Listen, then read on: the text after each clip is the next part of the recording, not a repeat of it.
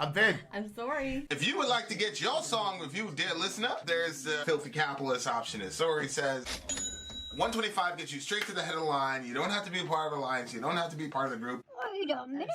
And the biggest thing is you don't have to wait. You hop, skip, and jump right in front of everybody. 125 gets you there. You do that 3 times, and you get matched down to the $75 rate for perpetuity. Yes! Also, there is a band review option. So if you've got a band and you're trying to get your band some exposure, hit me up at itsori@gmail.com, and I'll show you the details about how to pull that off. You can also jump on Patreon, and there is a option on the tiers to be able to get your band reviewed. Obviously, we can't lie to you, so we can't guarantee a positive review. Get what you get. It's just rubbish. Rubbish. Rubbish. That's British for garbage. My favorite is the community option. $1 at the gate gets you in at Patreon. You get to join an alliance. The alliance joins their points together, and that helps determine what songs that we do. The alliances hang out on Discord. Message me on Patreon to get the link. And they do all kinds of other cool things. They do Minecraft, Dungeons and Dragons. Yeah. It's really a community within the community. Anybody can go in the village, facebook.com/Ben and Sori. There's 160,000+ people on the channel. What's cool about the Discord is that it offers a real opportunity for community connection, friendship, that type of thing. And it's on Discord, so if you're not a Facebook person, it's for you. You start off at $1. Right. Plus you get exclusives. Sori and I are working on a song. So the first 15 seconds of that was on Patreon. Also, at $15 tier and above, when we actually debut the video, they're going to be there live with us. There you are, dear listener. Buy our merch. Buy our merch indeed, and y'all shall lead them. So buy our merch. Yes, dear listener, yes, dear listener, yes, dear listener. This is false advertising. The imperishable flames are not the ones that brought us this thingamajiggy.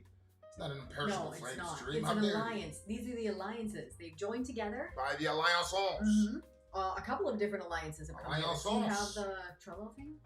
No, I'm trying to edit this. Oh, okay. This I'm gonna- abomination. Then I'm going to bring up Trello while you do that. Abomination that you So call glad a this is banner. 1%. Kill this. Kill it. Go ahead. I know, but it's not moving yet, so. We don't need to do that right now. Don't I got it bring up right Trello? here. No, it's up here. Okay. All right, dear listener. We got 4 songs for you. 4 songs for you. Wow, you're being very... We have 4 songs We for have you. 4 songs. We have 4 songs for you. A couple of different little alliances have come together to create this wonderful stream for you guys. I thought you said you had it. Just keep talking. Yeah. Oh, God. Yeah, well... Have to handle me through life. Yeah, tonight, How's everything going with everybody? Yeah. Good. How was everybody's New Year? Comment down below and tell us about the New Year while we stall for time to pick up this Trello pick. My God. It's been a wild, Is it this it's one been right a here? wild and crazy day. No, Is it this go, one? go to Alliance Picks, because it's the Alliances. All right, it's the Alliance. And I moved it all the way to the left. So Archero, what did you easy to get? What did find. you get for Christmas, Archero? Did you guys have a good New Year? Negative vibes in this bitch. Misery Biz, hey, what's up? Imperishable I alliances know, in this Archero, my bitch. God. Let's go. He's aggressive, but I am wildly angry tonight. You have no idea. Okay. It's go all the way to the left. Oh, God, I don't know why it's...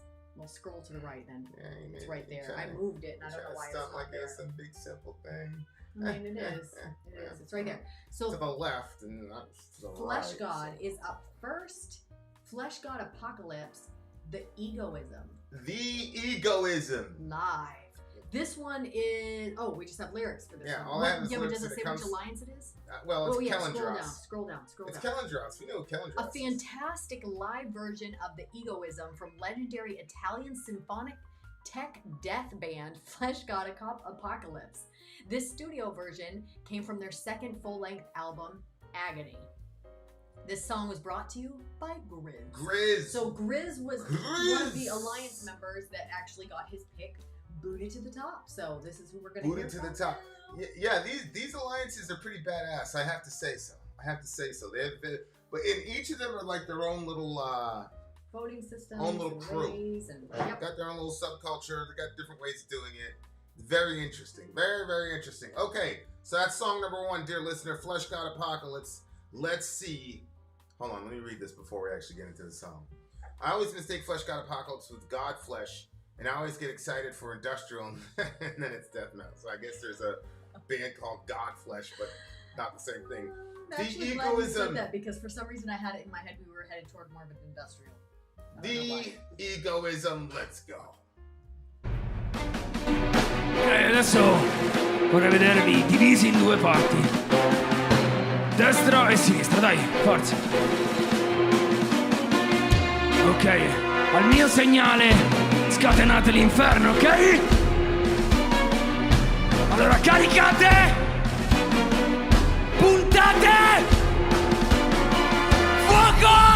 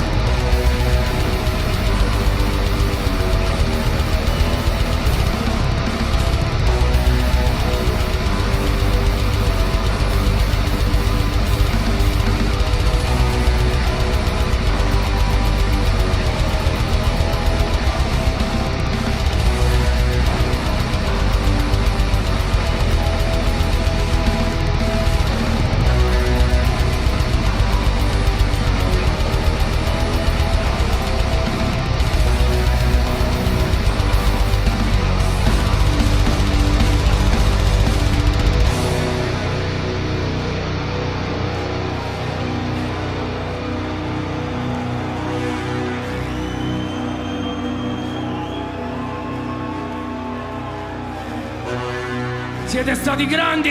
E noi vi amiamo! Andiamo nell'amo! Andiamo nell'amo!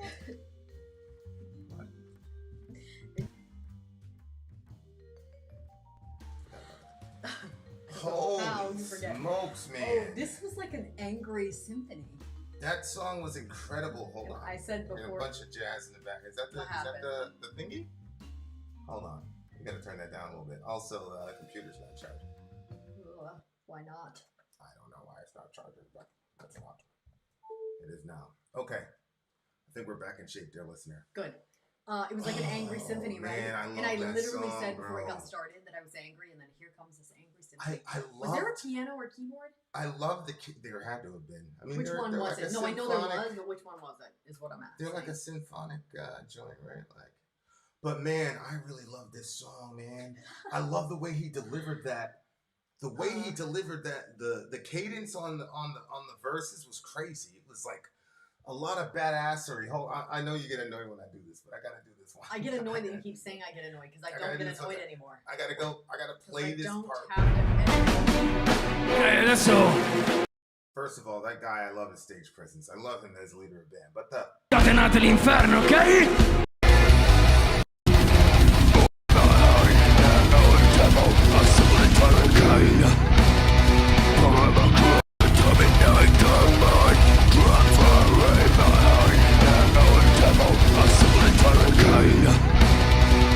just hard, man. Like the way, the cadence in which he delivered it was just hard.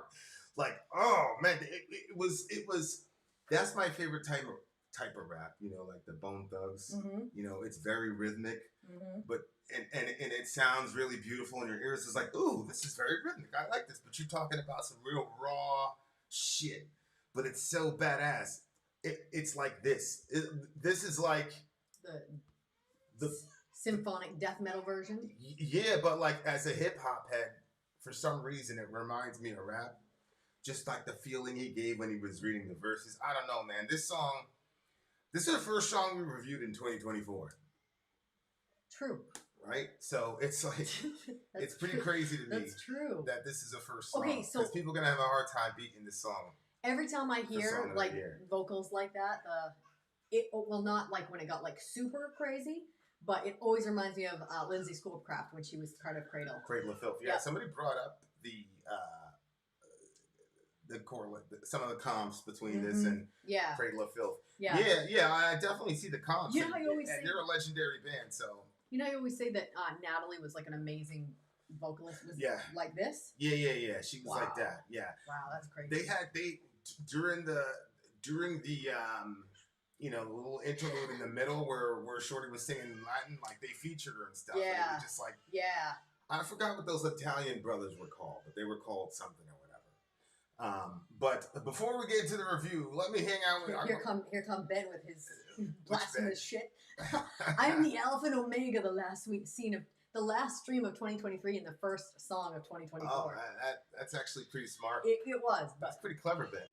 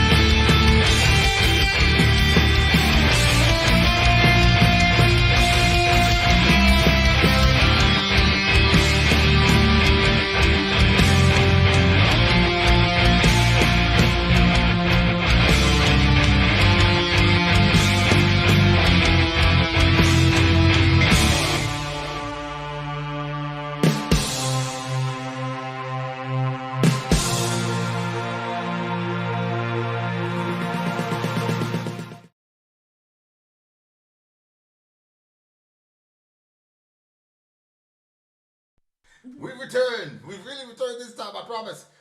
Okay, guys. So here we are. This song, I think people know I'm going to rank it pretty high. Because I'm already talking lyrics. about it being Babe, the song of the year. To understand the distance that I'm at with this screen, okay?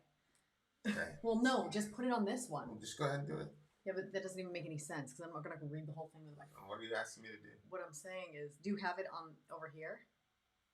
Yeah, like just put this down to whatever size and just make that one bigger in the background so I can see it. Go for it. I just hadn't seen the lyrics because it was a little far away. Scream for the sake of, for the shame of your ego. Oh, interesting. To dominate. Well, you were going to go into something. I just wanted to have the lyrics flavor there. Scream for the shame of your ego. We can feed off shame all day. Remember that line from that other song? To dominate it, reflecting fear, unsatisfied, to kill, lost in the maze of a treason, intoxicated, destined to suffer from mental insanity. Oh my gosh. Okay. Scream for the shame of your ego. To dominate it? What does he say? What do you think he's saying? Maybe he's saying you can try to overcome your the shame of your ego by being a loud person. But he said destined to suffer from mental insanity. So maybe you're, you know how people treat other people with mental issues and the way they look down on them? Like, do you think it has anything to do with that? What do you mean? I just think, I don't know if the person has... well, it says destined to suffer from mental insanity. Yeah, but there's like the genetic insanity where it's like, oh, that guy just got a terrible break. And then there's the insanity of like a guy like Hitler, where it's like, yeah, he was crazy, but he basically drove himself crazy. You know what I'm saying? And this guy, whoever they're talking about here, looks more like, to me, that kind of a person. He's trying to dominate the shame of his ego instead of dealing with the root of it. But I do, it is interesting to me that the people that, like, in my view, that have like the biggest ego are always embarrassed about something. Mm-hmm. You know what I mean? And it's like... You don't think you have a big ego? I don't really judge myself on those things.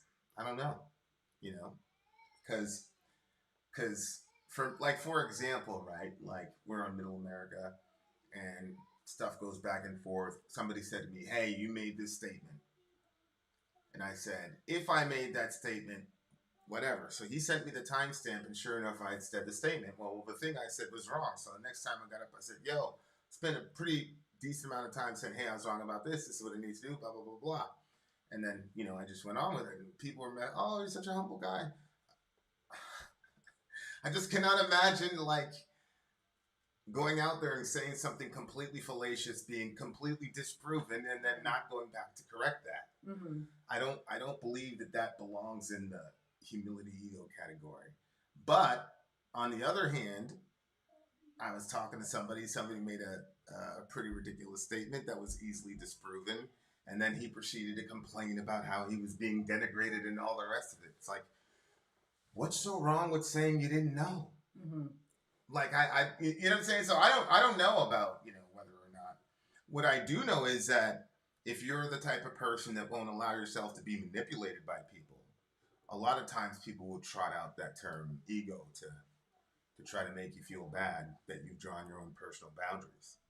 But again, I don't consider that to be a disordered ego thing. But what do I know? That's what I'm saying. Like, I don't really judge myself a lot on that stuff because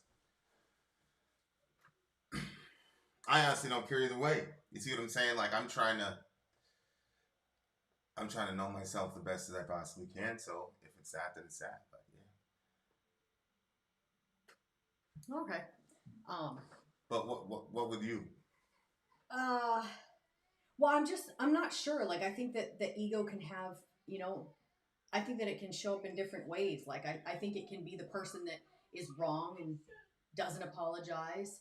I also think it can be the person that's basically like, fuck them and everybody with them. You know, like, I don't know. I just think it can show itself in different ways. Or, I do think that people will look at somebody who won't be manipulated and say that person has like a big ego, but it's because they can't manipulate them. I've seen that. Well, I mean, yeah, like a person, that can't be controlled by, certain norms or mores. You gotta find ways to demonize that person so everybody else in the collective can understand. But at the same time, for me, like at the same time, like, or maybe there are different species of egos instead of different degrees. But the ego that I want to like stay far away from are the people that get embarrassed about every little thing or every little imperfection is like some giant thing. Because to me, there's nothing more toxic than that. Because then, if you're living under this like perfectionistic understanding of your ego that you're only in a good position when you're perfect, then you're not going to be able to deal with any of your imperfections because your ego is going to get in the way and force you to create some sort of justification for whatever bullshit you did. So like it's such a tough balance. But to me, just those people are never happy, man. Those people that are like can never apologize, can never, can't admit basic shit that's obvious to everybody. Like to a man and a woman, to me, they're miserable. So like to me, obviously, when I'm seeing this, I'm like, oh yeah, this person is in a battle of wills with his ego type of thing. You're trying to dominate it, reflecting fear unsatisfied. That's a very important thing too, because I notice a lot of people with that species of an ego are walking around with a bunch of fear and insecurity. So this guy has a lot of he's got a lot of insight into the human. Dark is a dream of your demons, revealing the will to subjugate. They need to dominate the men. Crumbs will remain on their own table, a solitary king. Forever craving hate. Wow. Your Reich has come. You're right. That would be a reference to Nazi Germany. Yeah. Hitler's going to stand up the Third Reich for 1,000 years, all that jazz. The masses are ablaze as you despise their own innocence. Victim, forever they degrade. You need for more kingdoms in flames. And you create their indifference. Say again? I've seen people do that before where they like to hate the victim for being a victim. Mm-hmm. When the person is genuinely a victim. It's like, well, wait a minute, why do you hate them for being a victim? Why do you don't hate the guy that put them in that situation? Right, but many times with these societal issues, we cannot admit that there are victims in our society because then we'd also have to admit that at some level we're responsible for that. And that's the other thing that I found with our society is that we love collective celebrations, but we do not love collective repentance. It's like a day off, like it's a day off of school, great, if the New York Yankees baseball team, so then New York gets a parade, like, so we get to join in the celebration. We didn't play an inning, we didn't lift weights, we didn't do anything to earn a World Series win, we didn't get hit by pitches, we didn't, fly out of strange cities all hours of the night for 4 days out of the we didn't do any of that shit. But all them dudes won, and now we're celebrating them together. Oh shit, the volume was way too low. So like all those guys won and the entire city was able to celebrate. Mm-hmm. See what I'm saying? Yeah. So like, that's my thing is like at some level we have to realize that these people in our society, like for example, perfect example, we had a mass shooter, right? So it says, dark is a dream of your demons, revealing the will to subjugate. They need to dominate the men. Crumbs remain at their own table, a solitary king. Like, the guy that did the mass shooting event in our city a couple months ago did go for help, and he was turned away. And he vocalized, homicidal ideation, and they sent him away anyway. And then it's just like this collective apathy. You see where he talks about it right there. Your kingdom is in flames as you create their indifference. Wow. And it's a very interesting tactic that world leaders use. World leaders do that a lot. You had the Olympics. And then you had the circus. You had all that shit so that the Romans be distracted from the fact that they're running out of bread and shit, and that the economy is not as stable as they thought it was and everything. And so you have all these other things. And then Nero is like, oh man, he started getting unpopular, so he starts setting Christians on fire. So like when these guys get to a point where, they're in trouble, sometimes they'll pour it on like that and like isolate a group of people. He was getting unpopular, so he burned the Christians? Well, how would that help him? There was a great fire. Yeah, I remember the Great Fire, that he blamed all the Christians. Right, and so then he started setting them on fire, and so he had all of Rome looking at the Christians and associating with the flames. But when you really read Wow. Tacitus and Pliny and them, it appears that nobody believed him. Oh. And then Tacitus says even these disgusting superstitious Christians started getting, pity from these people because it was just overboard, and we knew it was you the whole damn time. You know what I'm saying? Yeah. But yeah, agree. Wow. Kind of like Bibi, who is very unpopular with the Israelis prior to October 7th. That's correct. That's correct. So. Yeah, their stage presence was really good, I thought. Yeah, but that line there when he's talking about manufacturing the indifference, like, that is such a crazy line because that's pretty much, when you talk about as you create their indifference, your kingdom is in flames as you create their indifference. Like, it's one of the things I love about Revo streams is that, you go back in time. So when you go into the 60s and the 70 years, you'll see guys talking about Vietnam. Like the music is very focused and it's aimed to get an evocative result out of you. What's going on? Like you got songs like that are confronting you with a question. What's going on? And like every major pop star that had a guitar and had influence on young people was finding ways to deal with Vietnam.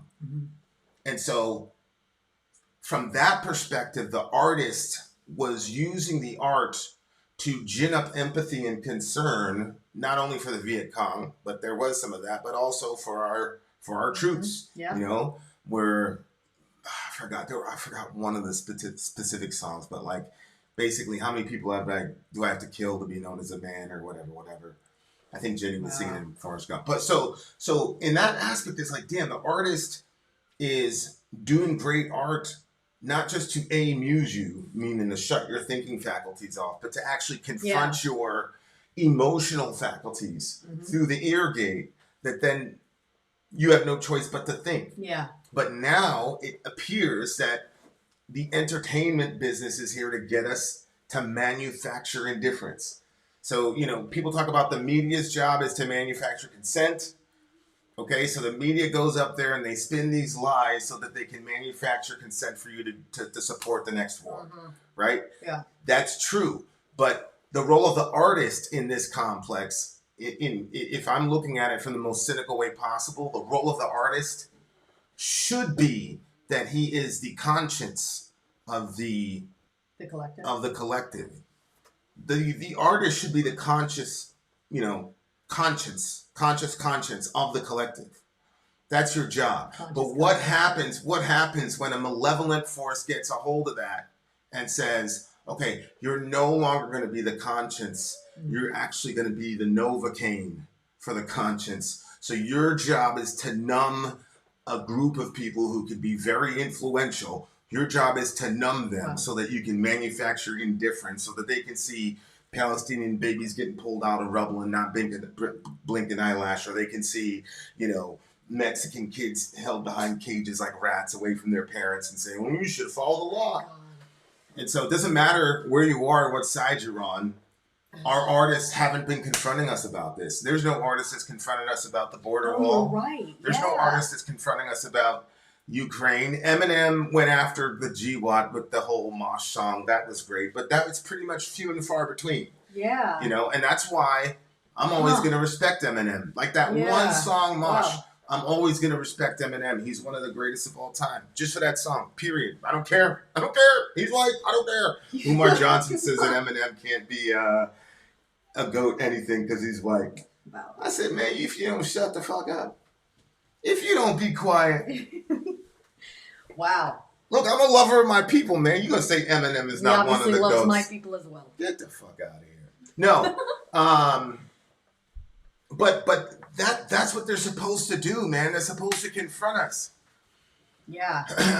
System of a Down. So why do you think they're not doing it now? System of a Down does that. Cost too much? They do it for Armenia, right? Uh-huh. But they definitely did that because but I think our generation, honestly, I think a lot of our folks in our generation know about the Armenian genocide because of System. I do believe that. Wow. So it's just not something that gets talked about a lot in the Western world. You know, because those people don't have a very good apparatus of generating that kind of concern and empathy. See what I'm saying to you? Wow. So that's kind of what the song was to me, like trying to wrestle through that and trying to figure it out. And then you're talking about the Reich, and obviously there's a lot of, you know, language out now about how everybody's a Nazi and all the rest of it. You know, everybody's a fascist now, everybody's a Nazi. You know. Yeah. Yeah. It's just the spirit of the age, and it's really interesting because it's almost to me like this song is like actually the heartbeat of the artist to the artist to say, let's get back to the shit that we're supposed to be doing. Yeah. You know? Yeah. So, well, I mean, that's what, isn't that why art was, you know, one of the reasons why it was created was to kind of like speak a message that you're trying to like kind of slip in the medicine with the sugar. And that's why the powers that be, whether it's religious powers, political powers, are always trying to control the art. Mm-hmm. Because they know art hits everybody in a different place, man. Yeah. Yeah, I think it was like, was the name of the show Pose? Yeah. Well, before we watched Pose, like I had certain like opinions about, you know, like the trans community and stuff. And then I watched Pose. They did such a good job. And they did such a good job. You know, things changed drastically for me. I mean, obviously I'm still, at the end of the day, I am a woman and I am a lover of my people as well. And so I am going to support women who have been assaulted and stuff like that. And I'm not good with a lot of things in regards to that, just to put that out there. But it definitely gave me like a different like understanding of the struggle. And I'm sure that it was Hollywood, you know, it was made in such a way that it wasn't probably as real as the actual, I mean, the characters themselves. It humanized the situation. People. And you also got to go down and see how they were interfacing with the AIDS pandemic at the time and how dangerous it was and how their lives were just on a string at any given moment. Yeah. Whether it's, you know, HIV, we didn't know what was going on. And obviously the government was dragging their toes to help because it was affecting their people specifically. Between racism, between, you know, she's taken in kids that are, you know, 14, 15, 16 in the streets in New York City, which has its own set of danger. And just being like, yo, how do you navigate all that shit and not only survive, but those people found a way to love and thrive and all that shit. And that's what art, that again to me is like art. So the song to me was about art and like getting art back to what we can do. And there's a reason why dictators and fascists go after the artists. It's like without fail. Mm-hmm. And unfortunately, Muhammad, sallallahu alaihi wasallam, Muhammad went after artists and had artists executed for doing art against him. That's just a fact. And I mean, they're still doing it. And right. So, what are you talking about? Yeah. So it's a dangerous thing, the artist, man. Like, it really, really is. So, shout out to all the artists out there, especially the heavy metal ones. Well, unless you're speaking out against Christianity. Apparently, that's everybody can do that without getting their heads chopped off. No one's going to chop your head off for speaking out against Christianity. No. Jesus told us to turn the other cheek. This is a 10 for me, actually. I love this song. This song's one of my playlists, too. Who picked this one again? Is this a Ben? Freaking Ben. This one's probably 8.9 for me. Shout out to Kiran. We'll see you guys on the other side of the break. They're listening to Vin and Sori in this biatch. I'm Vin. I'm Sori. If you would like to get your song reviewed, dear listener, there's the filthy capitalist option. As Sori says, you're doing a good job. Try to keep them quieted, okay? You don't have to be part of the alliance. You don't have to be part of the group. Wait a minute. And the biggest thing is you don't have to wait. You hop, skip, and jump right in front of everybody. 125 gets you there. You do that 3 times, and then get matched down to the $75 rate for perpetuity. Yes. Also, there is a band review option. So if you've got a band and you're trying to get your band some exposure, hit me up at insori@gmail.com and I'll show you the details about how to pull that off. You can also jump on Patreon and there is a option on the tiers to be able to get your band reviewed. Obviously, we can't lie to you, so we can't guarantee a positive review. Get what you get. It's just rubbish. Rubbish. That's British for garbage. My favorite is the community option. $1 at the gate gets you in at Patreon. You get to join an alliance. The alliance joins their points together, and that helps determine what songs that we do. The alliances hang out on Discord. Message me on Patreon to get the link. They do all kinds of other cool things. They do Minecraft, Dungeons and Dragons. Yeah. It's really a community within the community. Anybody can go in the village, facebook.com/Sori. There's 160,000+ people on the channel. What's cool about the Discord is that it offers a real opportunity for community connection, friendship, that type of thing. And it's on Discord, so if you're not a Facebook person, it's for you. You start off at $1. Right. Plus you get exclusives. Sori and I are working on a song. So the first 15 seconds of that was on Patreon. Also, at $15 tier and above, when we actually debut the video, they're going to be there live with us. There you are, dear listener. Buy our merch. Buy our merch indeed. A child shall lead them. So buy our merch. Yes, dear listener. You tricked me into unmuting. All right, you guys. Vin and Sori live. Vin and Sori in this bitch. He did. That's exactly what he did. Yeah, that's right. That's exactly what I did. Like, share, comment, and subscribe, dear listener. You're going to want to make a habit of that once we get into Season 3. We've been having some very, very good conversations about Season 3. I think people are going to like it. Okay, song number 2 in our on all streams. All right, the next alliance that is up is... did you take that picture down? This is the Epic Underground, whose leader is Archero. Archero. I'm going to call him Archero from now on. Okay. Archero sounds so much cooler.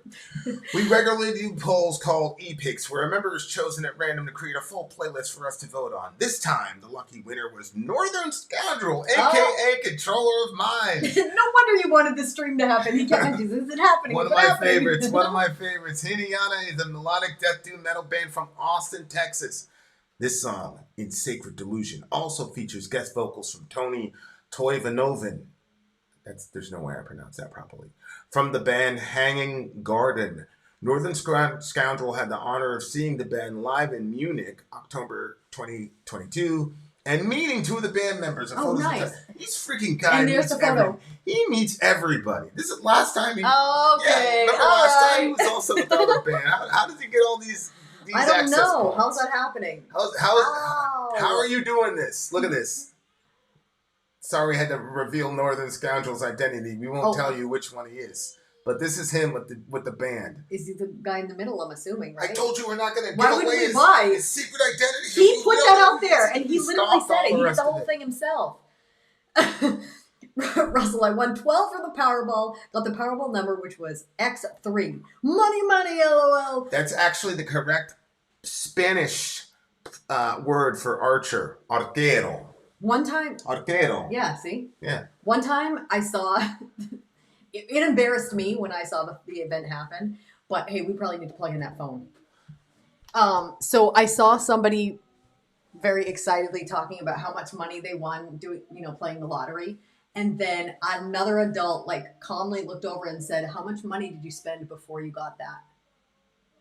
Like to get that Right. winning ticket.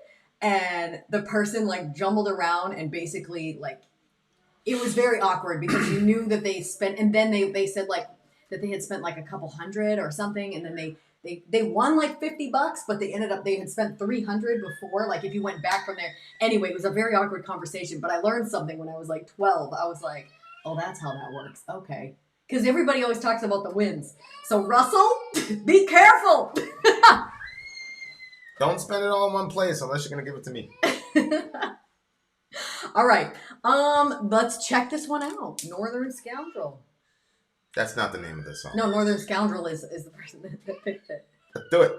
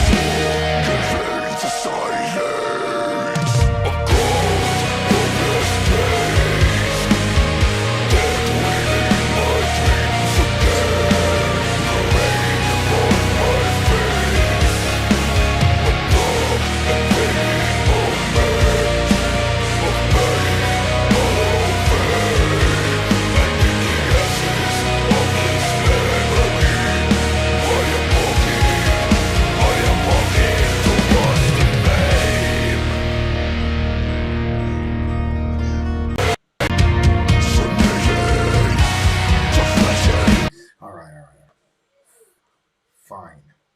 Okay. Wait, Another it was very done? good. Yeah, it was done. I just didn't want it to hit one. I just didn't want it to hit one. You like that song too, huh? I love that song. Oh, Okay, man, you these loved are it two too? Back to back. Okay, so again, I told you guys 2023, man. there's Vin playlist, there's Sori playlist, and then there's one that's Vin and Sori. This one is for the Vin and Sori. Damn.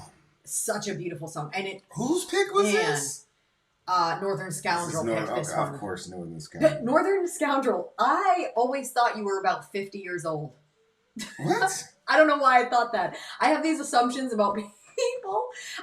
Somebody was in the comment section today. I think periodically about some of the horrible things that I've said while we're streaming. And one of them was, you guys are going to remember, but I'm just going to bring it up because I repent of this. I think it was a ghost review. Oh, and the person said, I said, wow, and he's got all those tattoos. I was very surprised he was so intelligent. Alec. I was pretty sure I said it about Alec. It was Alec for sure. Yeah. I just wasn't sure if I also said it again to one of the band members or something. I don't know. No, you just said that about black guys. Oh my gosh. So anyway, the person was like, wow, that was such a horrible thing to say. So I came into the comment section. I was like, I agree. It was very judgmental. I have since then though had a change of heart, and I don't feel people or judge people like that anymore.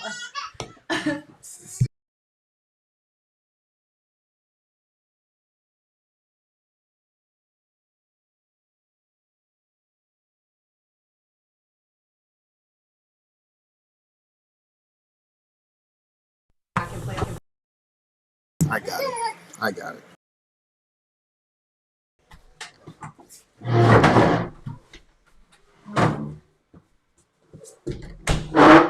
Oh, we're off mute. Hello. So anyway, yeah, no, that's why I was like laughing, because when I realized that you were not 50, I was like, oh, look, there was like another one. Do I hear kids? Oh, well. So yeah, anyway, I repented of that in the comment section. Also, I've said a lot of things on the K-pop videos because I also had an issue there. And so I repent of those too. I didn't realize, like, the older that I get and the more, like, actually different cultures that I see and learn from, the more I realize, like, I had a very small mind years ago. And I think I was extremely... Vinny used to say that I was judgmental. So judgmental that he nicknamed me Judjo. And I was like, wow, this guy's just... I mean, you're judging me to call me Judjo. But now I realize, like... I was very judgmental at that time. There's a lot of things that I said, like, in ignorance that now I'm like, let me just reserve judgment to learn a little bit about this situation before I speak. So, yeah, tattoo racist. Yeah. Sometimes, like, all of a sudden, like, these horrible things that I've said, like, during the videos will come back to me, like, on a random moment, and I'll be like, oh my gosh. And I know that we can see, like, with the politicians or with, everybody, like, they don't let people, like, develop as human beings. Like, as humans, we're going to be, like, you should hopefully get better and better as you get older and more wise and more useful in a sense to be able to help other people. But sometimes people... Did that freeze? It just did when you opened up the door.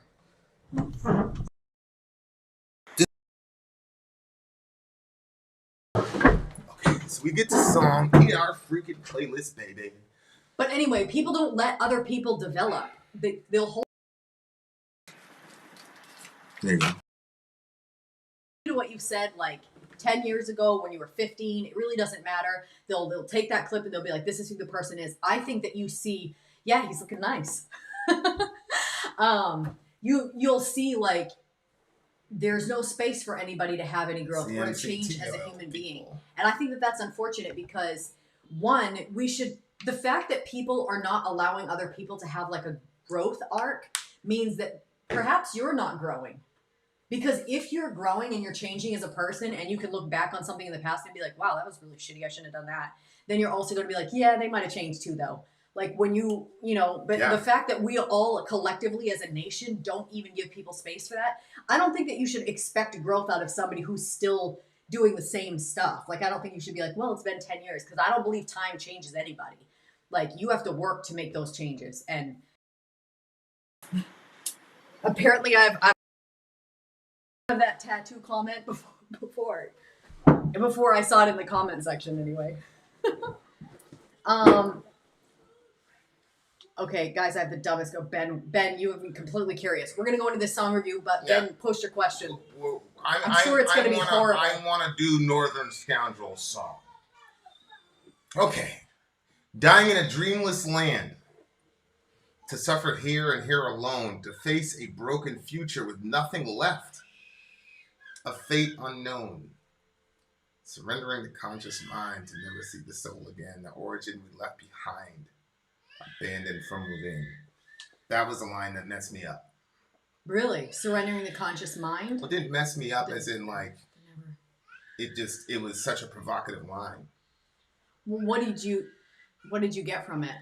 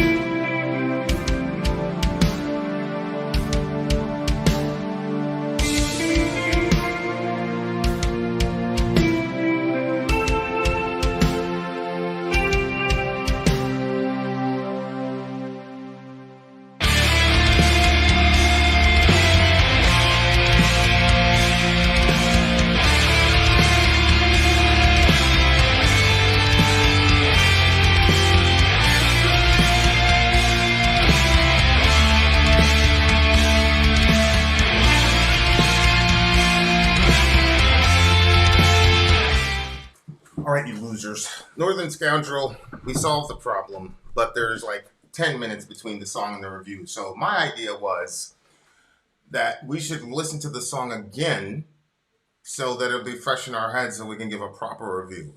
Or if you don't mind, if we go straight through. If I was you, I'd want us to listen to the song again, but it was you, and since it's in your thingamajiggy, it's your thing to choose. So, Northern Scoundrel, if you want us to re-listen to the song and then do the breakdown after, put 22.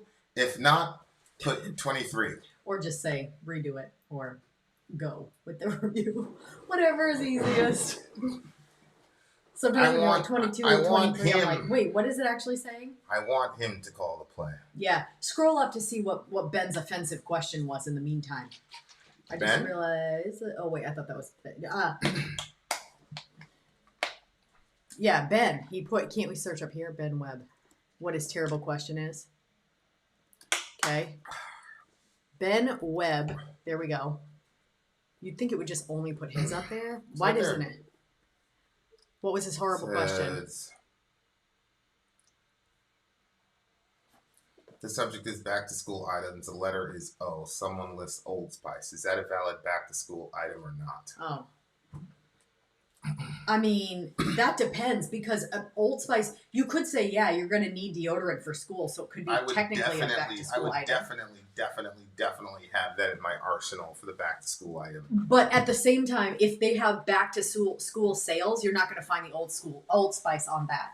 You're going to find all of the writing utensils, the clothes, like literally what you're not going to see the toiletries. I mean, so Old Spice I can see it both going. Well, you're saying that as a girl. When you were shopping back to school packages as a girl, probably they didn't have deodorant. But for us, we have the little Old Spice thing. And when they said there's back to school sales, it was on the Old Spice. Secondly, Old Spice is a brand. Like, I don't know if that's the same thing. Like, I don't know if it had to say deodorant or if you could just say like the name brand.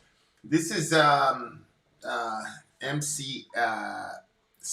MCT oil, medium chain triglycerides, dear listener. So X out of that so we can see Northern Scoundrel's message. Oh yeah, I forgot that you did that. Well, I wanted to see what, I mean, and I just don't even, I'm so confused because Ben literally says the most horrible shit. And this one, he was like, look, this was going to be a terrible, terrible question. He said it was going to, he didn't say it was going to be terrible. He said it was going to be, okay, hold on. Controller, what are we doing, buddy? Scroll up and see. Now that you may, but I kind of figured you referred to me. Oh, where is controller? He was right here, but I didn't see an answer. Controller, where are you? Wait, controller, we're still waiting for you to answer the question. Whether you want us to re-listen to the song or, no, he grew new ones. I grew new legs, like Lieutenant Dan. Like, it's share, comment, subscribe, people. I need some down thumbs too. Ben Webb is an angel. I need some down thumbs. I was gonna say a very dark one, but I know people were gonna say that's racist. You could use proper nouns and categories. It's not like Scrabble. Oh, you can? Yeah. I mean, I feel like it's gonna. I really could see. I think that house rules would have to depend because I feel like. Oh boy, here we go. I don't know about that. Here we go. I also met all the band members of Wolfheart, the three, along with Babe. My God. He's not saying do it over. Controller. He's just saying. All right, he's talking about the stuff. It seems like he wants to have discussion. Just go into the breakdown. Babe, you can listen to the song again later, you know. No, I wasn't like trying to find an excuse to re-listen to the awesome song again. I don't know about that. I don't know about that. I didn't want Controller to feel like he got shortchanged. You know what I'm saying? You didn't want to control him? Yeah, I wanted him to call the play. You know what I'm saying? It's okay. Dying in a dreamless land to suffer here and here alone, to face a broken future with nothing left, a fate unknown. Surrendering the conscious mind and never see that soul again. The origin we left behind, abandoned from within. How do you abandon your origin? See what I'm saying? That line seems to be the crux of the song for me. The origin we left behind. Abandoned from within. So whatever originated you, now, like, it depends on how far back people go, right? Is that talking about like your upbringing, your family? You can say they're your origin in that sense. You could also say that your country, You know what I'm saying? Yeah. You could say I'm a product of America. In what sense, whatever that thing is, to be broken, to be separated from that is, and it's kind of interesting, like this whole like 23andMe and the ancestry thing. Yeah. Like it's an interesting phenomenon that people are now willing to pay, not exorbitant amount of money, but there seems to be I'm sure it's probably it's a couple $100, I think, to have it done. That's quite a bit of money. Yeah, I'm sure whoever's at the top of that, it's making some pretty decent money off that. But it does speak to this sort of hunger. Modern people, it's funny now, it's like boomer is supposed to be an insult. Like, so like, I'm talking to a person who's in a generation like above me, like it's an insult because like we worship youth in this culture. Instead of understanding that the older person has wisdom, experience, and has made mistakes that you don't have to make if you listen to them. Like, it's interesting still being young but then having kids old enough to think that they know what the hell life is about and they really don't.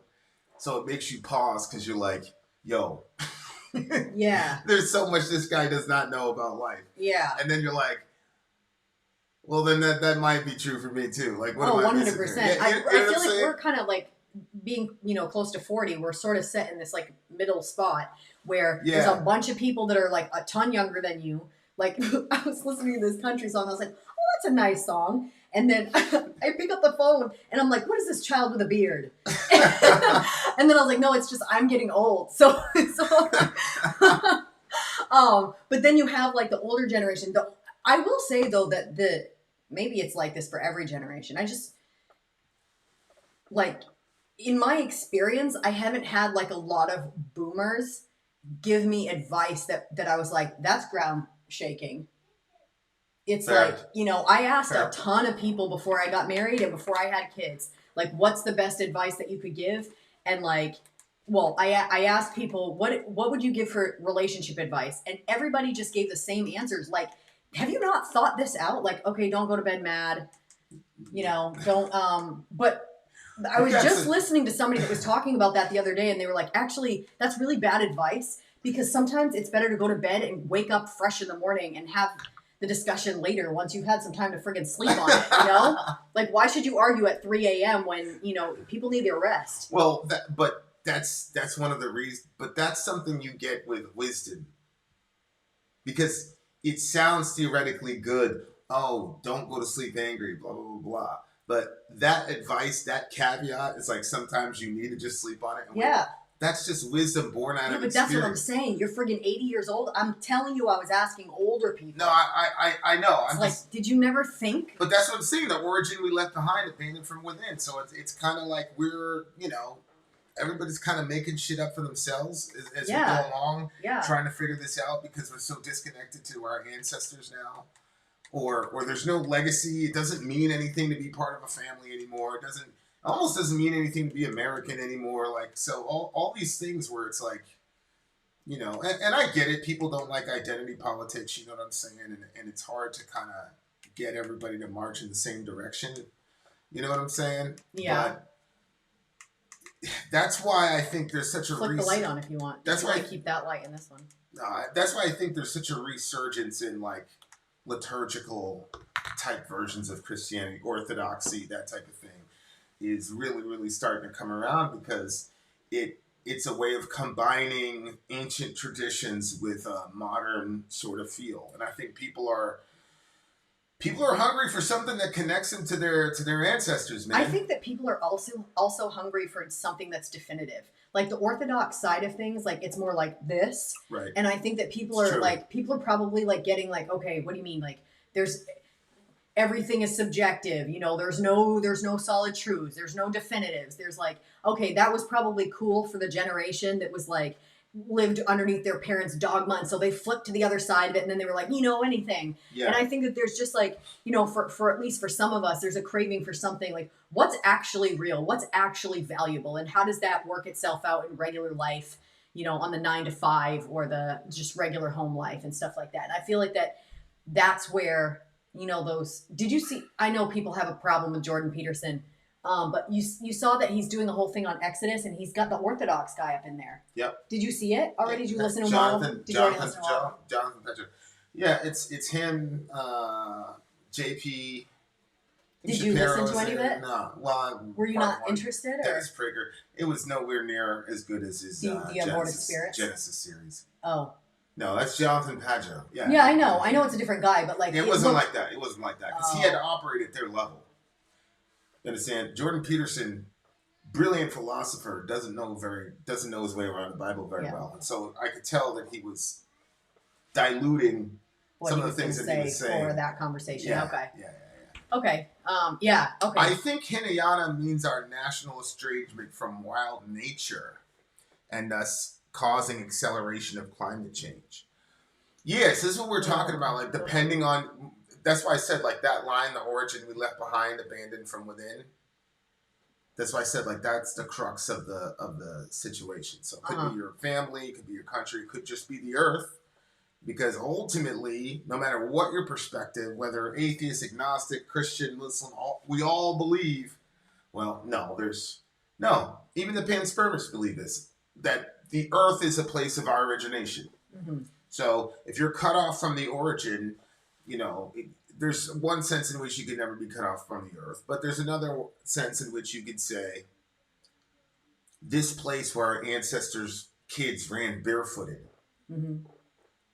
is now a Walmart that says no shoes, no service, right? And so like that sort of disconnection, right, is but it's not as simple as that, because like when you looked at Avatar, like the first Avatar, and there's this particular very important whatever, and I'm trying not to give it away, but that thing gets destroyed.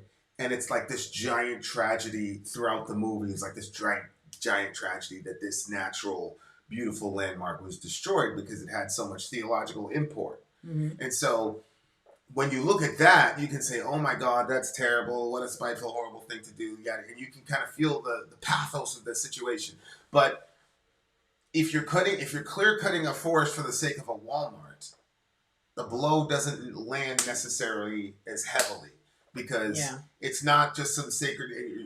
You have a counter argument. You say, "Look, I'm benefiting humanity. Look, there's a Walmart. Look how many jobs this is going to create. Blah blah blah blah blah blah blah blah. How much food and everything is going to make available." So you don't feel the impact to the environment, or you don't miss it as much, and you don't see necessarily the sadness of no shoes, no service, and then flashing back, decades into the past and seeing our kids running in there. That's a crazy contrast. Yeah, it is. But, so yeah, I mean,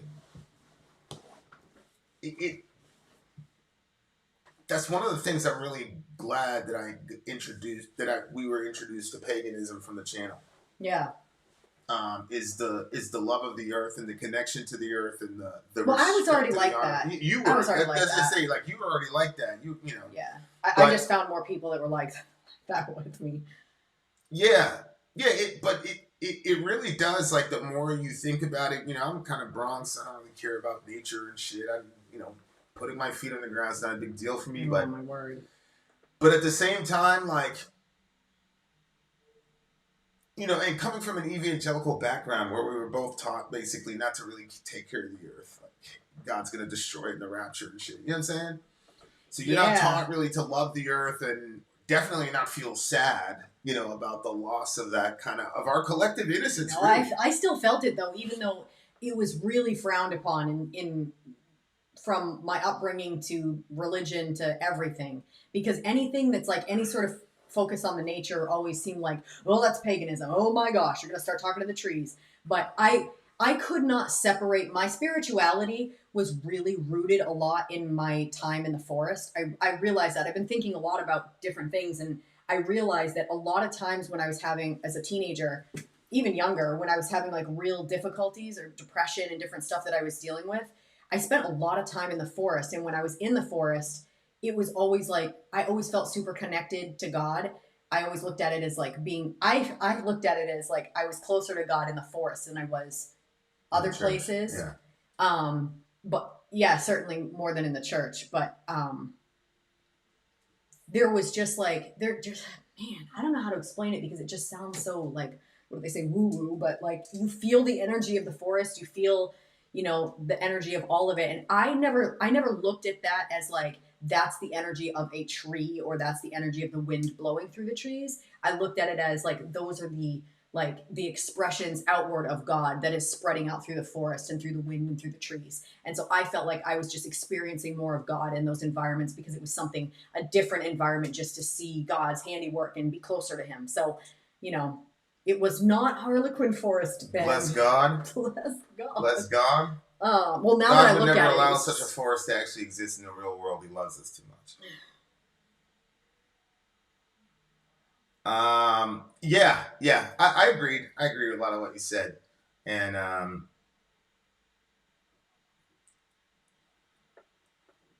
the creation care stuff is something that I hope going into the future the church takes a little bit more seriously.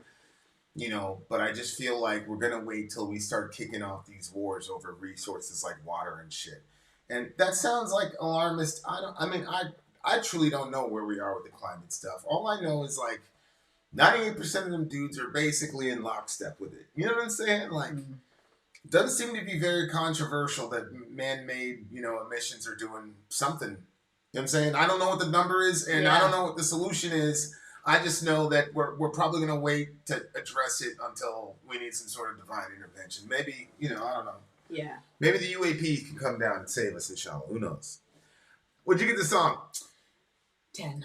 9.8. Really, really, really good song. 2 really hard songs coming back to back. We got a commercial break. Actually, no, we lied to you. There's no commercial. We're going straight through, guys. The name of this song is from the band Vorce. And I think it means Kanyin Haiha Pwa. Pull up Trello. I'm going to pull up because we're going to find out a little bit more information. Out. So this is, again, one of our beloved alliances. This alliance, though, I believe is Negative Vibes. This is Anarchy 99. Anarchy 99. You know what it is. One of my favorite.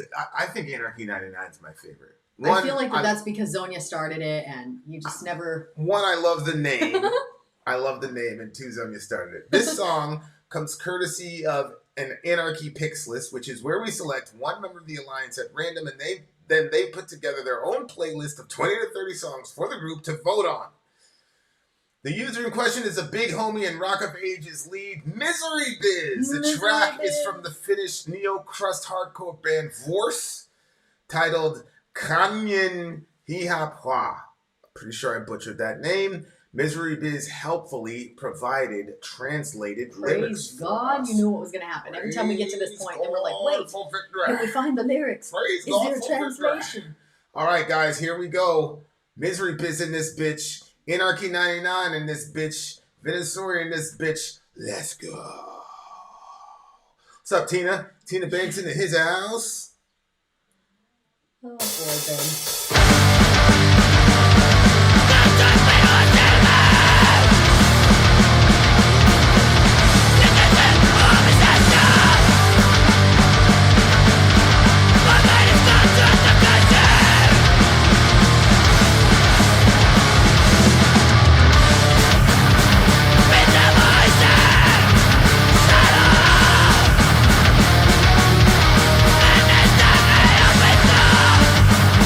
Yeah.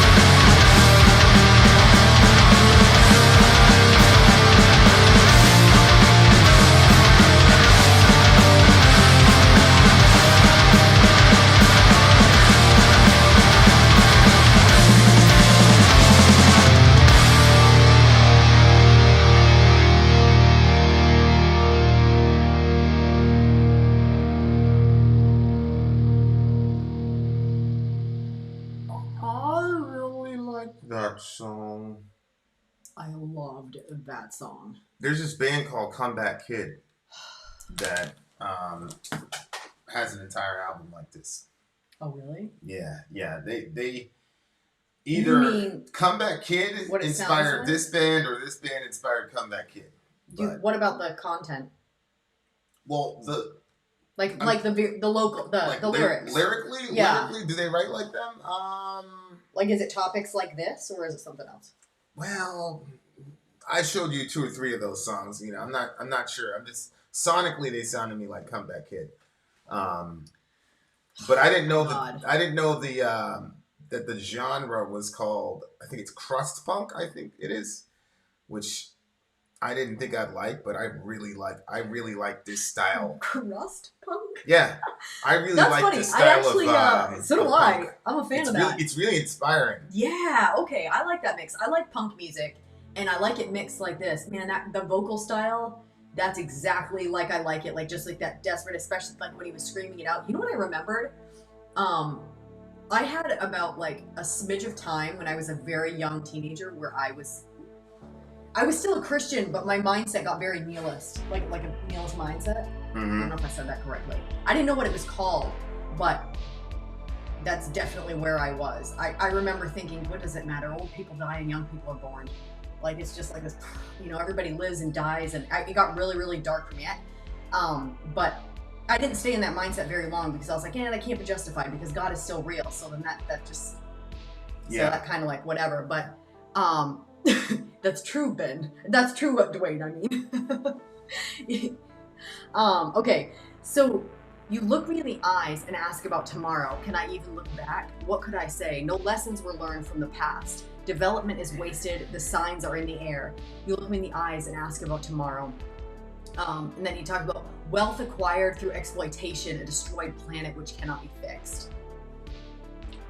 Yeah, it just seemed to me that this is a guy. Wait, this one part too, before we go into it. Same cogs always turning and the smokestack pushing black. The same wars are being fought again. The same walls are built. How can I promise anything when you ask about tomorrow when everything looks bleak today? I quietly turn away. Yeah, it looks to me like the picture I got was like his kid. It's like innocently asking about tomorrow and things like that. And he's looking back at the kid and being like, how do I explain to you how fucked up this world is? Yeah. You know, how do I do that? How do I explain to you that you're going to school, 99% of you and your classmates are going to school so that you can be exploited by some CEO or whatever. Like, how do I explain that the big giant black smokestack, that I did not grow up as a kid with that, but you will? You know what I'm saying? Like, it's just like that Andy Marsh dude from The Art Is Murder, when, you know, he talked about that record, and it was about like the destruction of the planet because he had just had a daughter, and he's like looking at the world his daughter's going to inherit. And again, I don't know like the actual clock for the climate change thing. I don't know what it is. I just know that. And here's the other thing, like for me, like do we really have to have the planet go up in like absolute flames to say maybe we should alter the way that we're operating? You know what I'm saying? Like right here. I wish that I could promise that everything will be fine and no one will hurt you, and I wish no harm, that you could live in peace and breathe fresh air, and that you could love and be loved.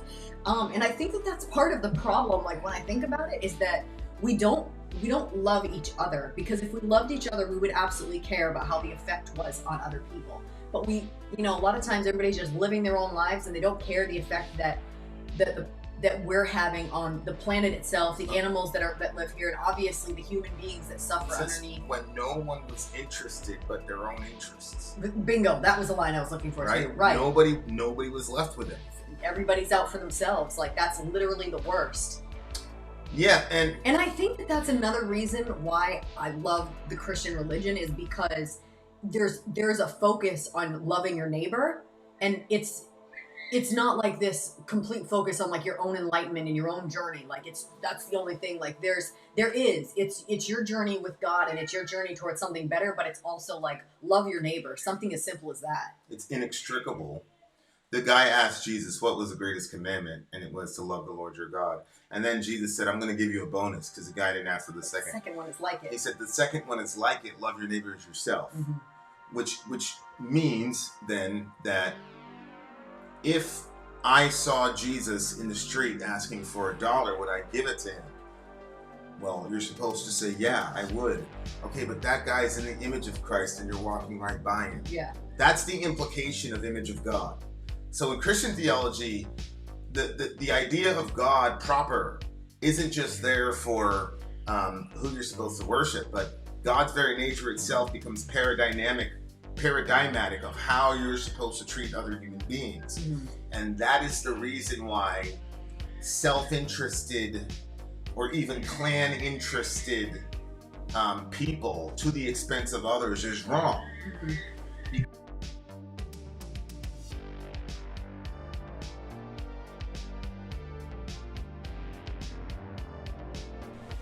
Because it completely upends the purpose of the creation in the first place. We were supposed to do this shit together. Yeah. You know, and it's kind of, if you don't have a Christian worldview, I definitely see the nihilism, because it's like these people have incalculable money. It's almost to the point now where money is literally not an object for these people. And they traffic in power, and they do things, and they've got access to things that normal people don't. And unless there was some divine intervention, hell yeah, like I would also be like, yo, it's over with. You know, these dudes are starting war. I just heard they just did a report today about Biden and the rest of them basically saying that there's no way now the Ukrainians can go to war, and Biden said that the Ukrainians need to come up with an exit strategy, which basically means give up the South and Crimea to Russia, which is what Namchowski said a year and a half ago. Everybody was saying it's crazy. You see what I'm saying? Like, it's just like, this stuff just goes on and on and on and on and on, and we just go with it. You know, like, it's like we just use these people in a proxy war. We just use these Ukrainian people in a proxy war. You know, and we all saw the videos of these dudes getting shoved out of their houses and forced to conscript into the military when they didn't want to. We all saw those videos, you know what I'm saying? And we sent billions and billions of dollars over there to let them folks die like that when we knew good and well what the fuck was going to happen. Like, I'm not talking about like regular American people, like, you know, that can be forgiven. But if you're at the highest levels of the U.S. government, you knew that there was no way. I mean, our generals were saying it, Madison's saying, everybody was saying it. We're all responsible to the amount that our influence goes. So, you know, like, you always hear these people, they're like, what is this person in their mother's basement that's saying all these things in the comment section? Like, why should we listen to you? It's like, well, the reason that they're even bringing up those person in their basement, in their mother's basement, is because they understand that the person in the mother's basement has a lot of time on their hands and a lot of influence as they're typing. So I think that it's important for us all to like realize where our influence is. So yeah, like, we may not be able to actually be the one that says, yep, we're gonna go do that war, but we're absolutely responsible for what we're doing with our social media platforms, whether it's Facebook or whatever. Like, if there's things that are going on that are horrible in our world, then we should be speaking against it and not worrying so much about what other people think. So I don't think that the responsibility at the level of like the person that pushes the button, but you're responsible for what you do with your own buttons. And I feel like that a lot of us, like myself included, like, how much, and I guess there's a balance, because if you only put serious stuff on your Facebook, then people are gonna be like, you know, I'm not gonna follow that person anymore. So I think you gotta strike the balance between. There's a price, man. There's a price. You know, and that's one of the reasons that, you know, people want to be popular, blah blah blah. You know, like, you willing to lose friends over this shit? Yeah. Because I am. I'm prepared. I'm willing to lose friends over this shit. Yeah. But I'm gonna keep talking. I'm gonna keep bringing attention to it. You know, as folks won't want me to talk about the Palestinians. I had somebody ask me, why are you posting all this about Palestinians? I don't know, man. They just dropped a bomb on a bunch of little kids, man. Again? Killed a bunch of little kids on Christmas Eve. Christmas Eve? Yeah. And they're like, why don't you talk about Hamas? What do you mean? Hamas doesn't have the ability to do that to people. But, you know, I mean, you know me. I mean, look, man, everybody's got to make their decisions. But, you know, we want to believe we're the type of people that will stand up for the oppressed, that will stand up for. But guys, when it's not popular, it's very hard to beat. I mean, you know, especially when you're dealing with a media like ours. You know, like when you're dealing with the media and things of that nature, it becomes extremely difficult. You know, same thing happened in COVID. You know what I'm saying? It becomes extremely difficult for people at our level. Like, I understand, like, we are, like, for example, the Israelis voted in Netanyahu, and Netanyahu's he's a known war criminal. He just is. And so it's like, okay, you put a war criminal in there for the 4th time, so at some level you're culpable. I get it. But at the same time, people at the lay level, man, we are completely and totally manipulated by media. It becomes very difficult, and no matter how astute you think you are about, you know, whatever, all of us has been wrong about something in the last 5 years, because you know, they're a step ahead and they're willing to do things you're not willing to do. That's right. And so because of that, it gives us a lot of like escapability from responsibility. And we can blame it on the 1%, we can blame it on the shadow government, we can blame it on Republicans, but at the end of the day, a lot of this shit is also happening because of our apathy. Yep. It's a fact. We're just, I am too. I don't have... You? Of course, I don't have as much empathy for suffering people as I should. Here's real science. 2,000-pound bombs were dropped on North Gaza in 5 days, not including the smaller one. And there's no defenses for these people. These people are completely and totally naked and defenseless. I don't think people like understand how devastating it is not to have an Air Force when you're in that kind of a situation. So, you know, I'm never going to stop talking about that. And I honestly, you know, I just don't care. You know, Ben, I don't know if you're probably just fucking around, but Ben was like, what? Why did Sori get emotional on the Christmas date? Like, were the kids second to the date? It was just that, you know, if we're dropping those bombs, like, we have a certain understanding of what Christmas is. And that's why we have nativity scenes and all that. So, like, literally when we're celebrating the birth of Christ, who came as a baby, a Palestinian baby at that. We're just dropping bombs. Like the contrast too of like the people that were the decision makers in that, like they probably went home to give gifts to their family. And it's like, so you give gifts to your own family, but you drop bombs on other people's families. And but the people, to me, who are the ultimate bravest in this whole conflict are all those Israeli and Jewish people fighting for those Palestinian people. You got Jewish people out there like getting the worst of this shit, holding up signs supporting Palestine. There's one girl that said, my grandfather did not survive Auschwitz to bomb Gaza. And I'm like, so you want to talk about people who like talk that shit and walk that shit? You get yourself one of them real like got Torah in the blood Jewish people who take their Bible seriously. There's nobody that's gonna take to the streets quicker than them people, bro. And there's no look. That's the same thing that happened a couple years back with the dude that shot up the synagogue. Those people got shot up because they were sending food to the border because their Torah says that you have to love the foreigner. So you got these simple people just saying, well, that's what the shit says, so that's what we need to do, and you just go and blast those beautiful people. Is this true? Yeah, they did do that. They did do that, but the safe zone thing has always been. Anybody who knows anything about that area knows that the safe zone thing is a mockery, and it's only out there as a Mossad attempt to brainwash. Not really brainwash, but give apathetic people and people that don't care about the Palestinians, give them an excuse to ignore them. So, that's what it looks like to me. Wow. But yeah, the signs are in the air, and you know, it's a horrible situation. I wish the Palestinian people had honorable people fighting on their behalf. I understand Hamas's aggression, but if you're going to do that, then stand up and fight to the last man. Then. Don't give the Israelis the excuse that you guys are hiding and doing all this shit. If you guys are that gangster to go out there and invade that country, don't let the fucking because you know you're dealing with some fucking psychopaths over here with Israel and America. So if you're Hamas, you need to go out there and say, we're right over here. That's what you do if you're a leader. And if you die, you die. You get to go to Jannat al-Firdaus. But this is some bullshit. You go in there and kill all them people, rape them girls. What did you think was gonna happen? You know how these people get down. What the fuck did you think was gonna happen when you did that to them? You can't rape some girl like that on camera and shit and expect motherfuckers to like look at you in some balanced way. Nah, man, y'all should have been out there. Hamas was doing that? Yeah, man. Y'all should have been out there. Instead, they went off to Cyprus or whatever the fuck and then let, you know, the Palestinian kids deal with it. So this shit is fucked all over the place, man. You know? It's fucked up all over the place. But what I will say is that there are Jewish people at the front lines on this shit.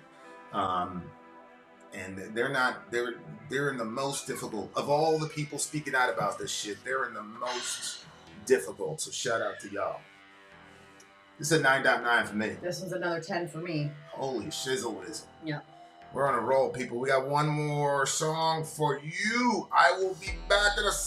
I'm dead. I'm sorry. If you would like to get your song reviewed, dear listener, there's the filthy capitalist option. As Sori says, 125 gets you straight to the head of the line. You don't have to be a part of the alliance. You don't have to be part of the group. Wait a minute. And the biggest thing is you don't have to wait. You hop, skip, and jump right in front of everybody. 125 gets you there. You do that 3 times, and you get mashed down to the $75 rate for perpetuity. Yes! Also, there is a band review option. So if you've got a band and you're trying to get your band some exposure, hit me up at itsori@gmail.com, and I'll show you the details about how to pull You that off. can also jump on Patreon, and there is a option on the tiers to be able to get your band reviewed. Obviously, we can't lie to you, so we can't guarantee a positive review.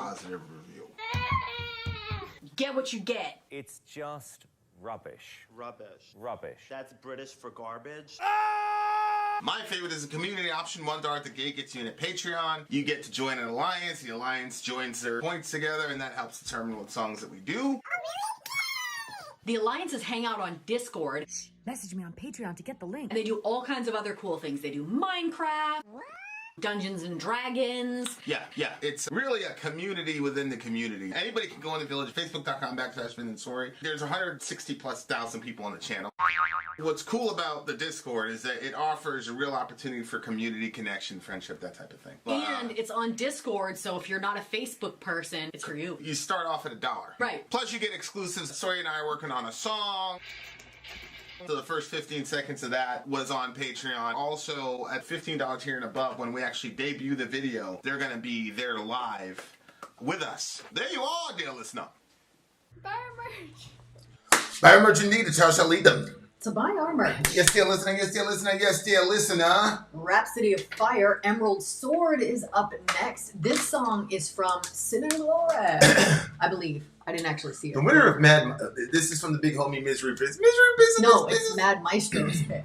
The winner of Mad Maestro's G Picks poll was symphonic power metal band Rhapsody of Fire's Emerald Sword from their sophomore album Symphony of Enchanted Lands, which came out in 1998, dear listener. What genre of metal is this? We're gonna find out. Symphonic power metal. Symphonic power metal. Interesting. Let's do it. Sorry. You're never gonna let me live that down, huh, Dwayne?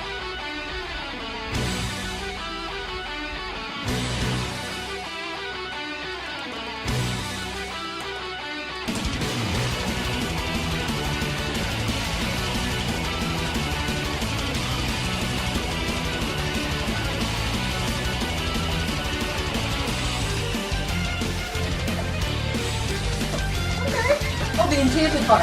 Yeah.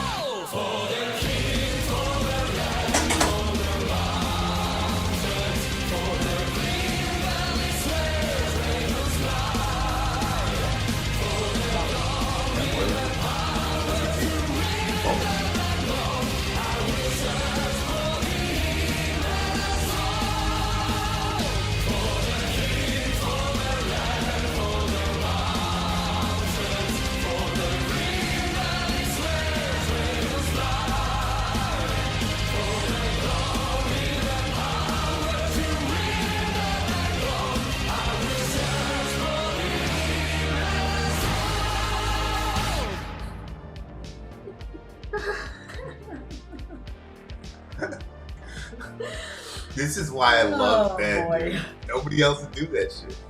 Nope. You know what I'm saying? That's because Ben has crossed multiple lines and never got banned. So Ben's like, yeah, I can push that envelope. Although he's been kind of nice lately in a Ben sort of way. Yeah. Because you know, the dog. The dog. I mean, you could almost like that, you know. Like I think maybe he might be. The Dark Lord. I got some plans with you later. The brown bean. The brown bean. The brown bean. The brown bean. Oh yeah. Okay. You barely adopted the dog. I was born born in it. I realized you used to say that over and over, and there was like one day in particular that all of a sudden I was like, holy shit, he was born in it. This won't change. What? When I thought, dude, I said you were born in it. This won't change. There's certain things about your personality that are like, you were born in the dog. I was. Wait a minute. I was. You can't laugh your way out of this one. It's just a laugh of resignation. Resignation. Okay, so I was just having I'm not gonna say who, but I had a conversation with a dude that yesterday, a good friend of mine. I almost just blurted it out because I know who you're talking. Well, I only know one. I know two people. I'm not gonna say he's addicted to deployment. Okay. Yep. But nice shirt, man. I was talking about like that I've prayed for like one day to like there to be a real, true, righteous war. Yeah. Where if you dispatched a bad guy like he was bad, like, yeah, like World War II. Yeah. Like, you know, you murking a German. Like, I'm not saying, dude, that you're bad because you're German, but that's your Führer's your guy. I don't know if you are or not, like internally what you're saying, but your fucking flag is evil, bro. That's Armageddon, though. You So, can like, do Armageddon. Well, so I was talking to him. I have a theory that I do think that there is going to be a galactic war that will last for quite some time, actually. But that's not, I'm not going to talk about it. But, like, so we were just talking about that conversation. And, like, it's this thing with young men where, like, at some point, like, you want some sort of war, you want to be able, and I remember being a kid and, like, wanting to get into fights because, like, you know, I'd watch Bruce Lee and I'd practice all of his moves, but I'm like, yo, you don't really know until, like, you get to, you know, until you know, you get to try it out. You know? Yeah. Then you start with your friends in the backyard, but then you're like, yeah, those are my friends, so like they're not really gonna hurt me. Mm-hmm. I was better than all of them, and then it's like, well, what about somebody who wants to hurt you? Mm-hmm.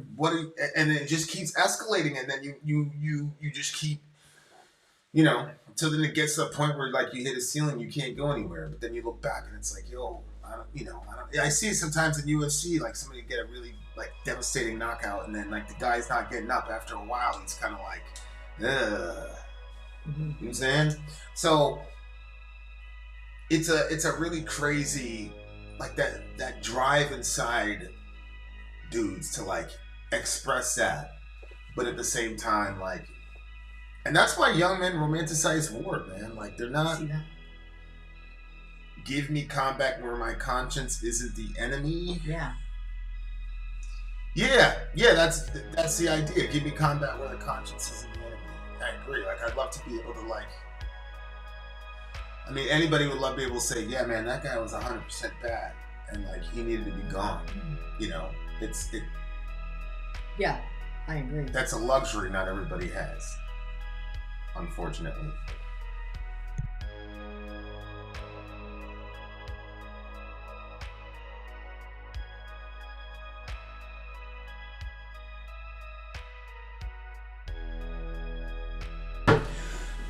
Unbelievable. So like, I don't know. I think like, I always go back and forth on that, and I'm always like, you know, maybe that'll happen. I've got like one scenario, like biblically, where I'm like, oh, we can find a way to make that work. So I told him, I said, listen, because he's like agnostic atheist or something.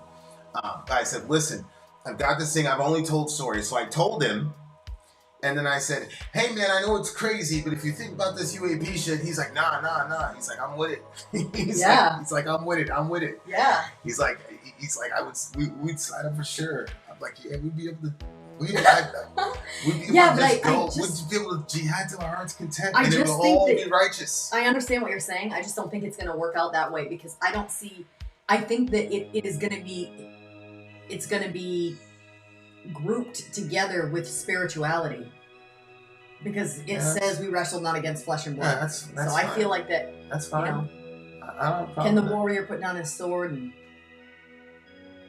Yeah, I mean, Jesus is not gonna do that when he comes back, though. He's not coming back all Buddha and shit when he comes back. He's killing niggas. What you want? Oh, you think he's coming back with a physical sword? No, I said he's killing folks. That's what I said. This is not Buddha shit. This was actually prayer. That's what I'm saying. Jesus is not coming back to pray with people. Well, he doesn't have to pray. He's the answer to the prayer. He's not coming back to pray with people. See what I'm saying? Russell wants to know if he's redeeming his 2 cherubs tattooed on his back. He's coming to hurt people. See what I'm saying? So. Oh yeah. And yeah. It's serious when you read about it. That's what I'm saying. So we out here hurting people. Justly though. What did the guy say? But they were all bad. That's what he said. Yeah. But look, you're the type of person that prays for the devil. So if I don't pray for the devil anymore. If me and homeboy are like in some jihad with like some demon and my man gets like you're gonna be all, oh my god. No, the poor you're wrong. demon, I've changed. The I've poor completely devil, changed. The poor devil. We are the bold warrior shields and surrender ships.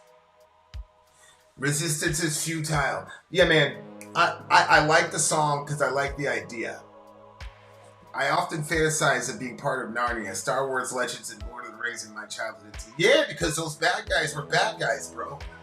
Like, they were clearly, like, bad guys. And like I said, the German soldier, he could be the nicest guy in the world caught up in some bullshit. Because we saw that in Ukraine. There's a bunch of Ukrainian guys that got shoved into that shit. Same thing with the IDF. I see videos every day of these Israelis crying, I don't want to go to fight, I don't want to go to war, blah, blah, blah. But they have no choice. Like, you're 18, you're in the IDF, you're doing Really? Yeah, period. It's compulsory. So. Oh my god. Yeah, so like.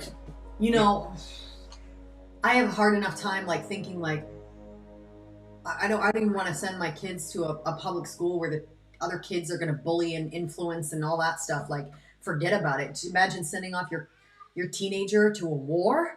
That's what I'm saying. And it's one thing if, like, you send him off to a war and I didn't raise my kids for that. And he wants to fight. Yeah. But if you that dude, they're all in combat MLSs right now, and they're doing house to house shit over there in urban combat. If you're scared, you're gonna die or get somebody killed. Day one, for real. Have they been doing it all along? So, like, do the parents prepare their kids for that? Like, of course they don't prepare their kids. What are you talking about? If my kid was going to be drafted and I knew that was definitely happening, then we would be at the fucking range. Well, if we lived in, we would be at the range. Everything that I would be doing, like from their friggin' meal plannings to everything, would be prepping them for surviving that environment. You have no idea. I would get so, oh my god, that's horrible. I find that fiction with black and white morality the most boring. The idea that any character is 100% bad doesn't work for me.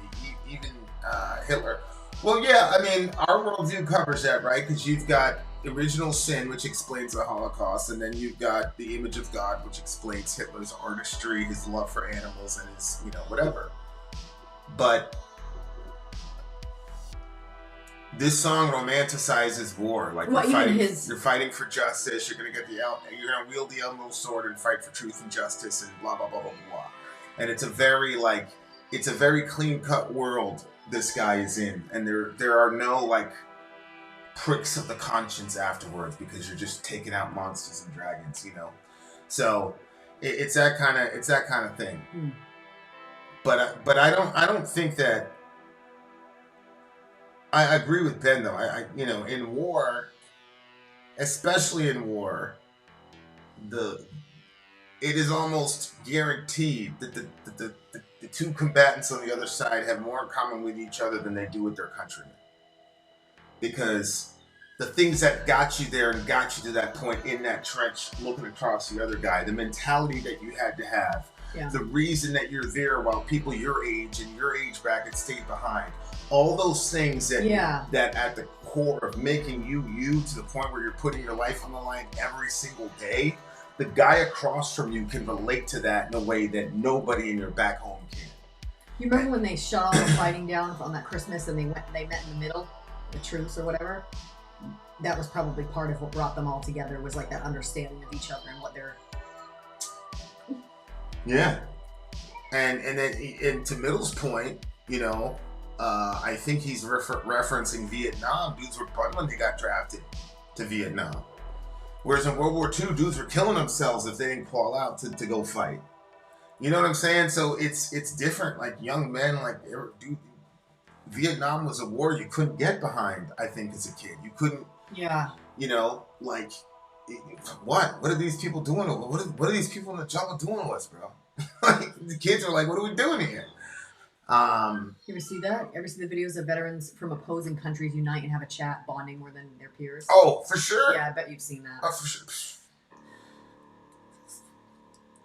I organized a meetup with that shit. And you did? Yeah, all the time. Like, Really? especially it was all you know, outside. You know, you know how you have the Sudan, you get Chad, like so Chad and Sudan is like Wilson. So a couple countries like that. It's a guy on a neutral area, and you know, see if people can squash beefs or whatever. Really? Yeah, because did it ever work?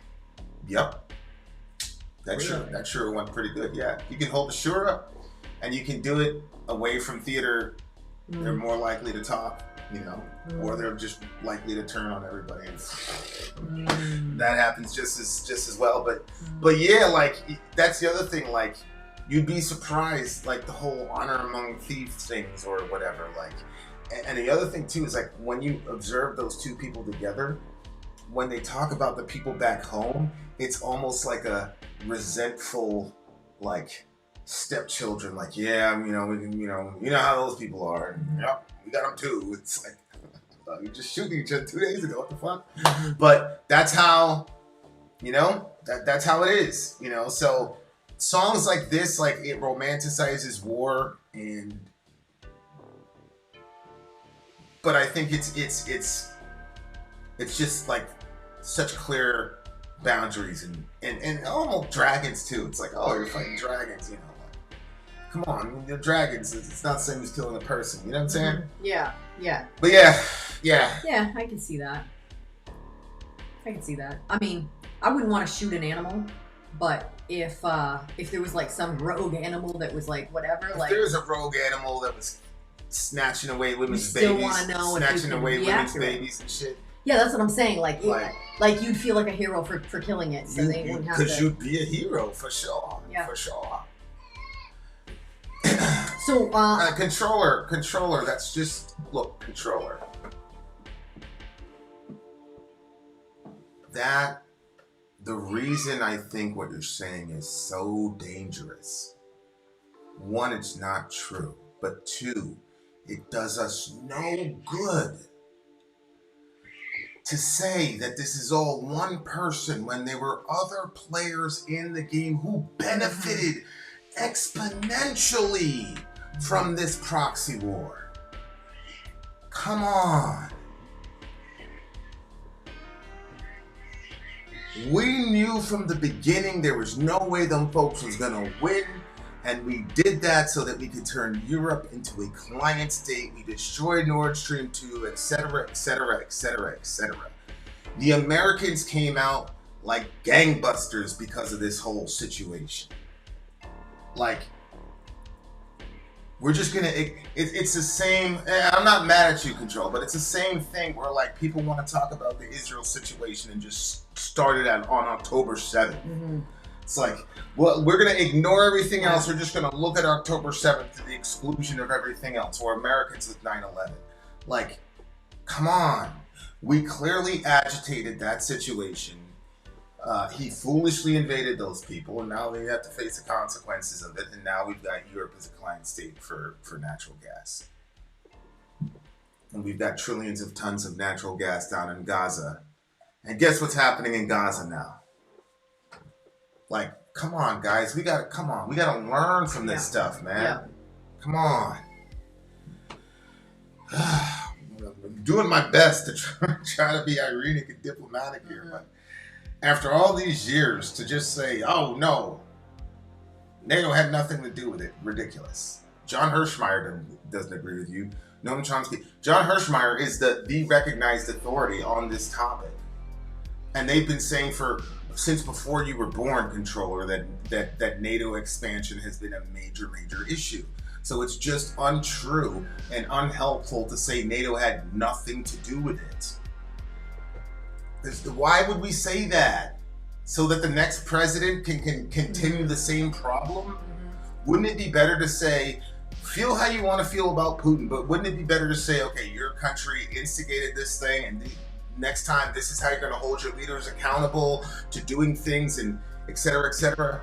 Like, that to me is a much better exegesis of what happened over the last 2 years, and something that Americans can actually control.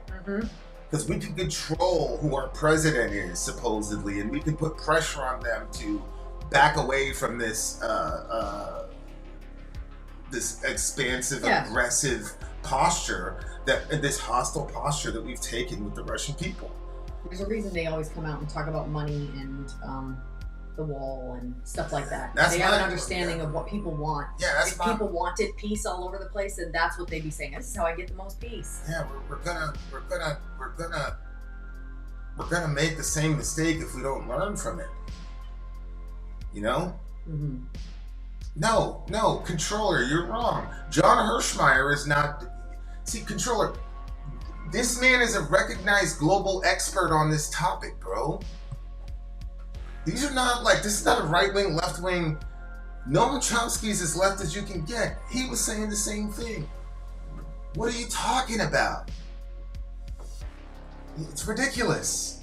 It's like saying, we don't need to look at what happened in 9/11. All you need to know, because if you say that 9/11 happened because we've got bases in Saudi Arabia, it's because we've been killing innocent Arabs for decades and decades.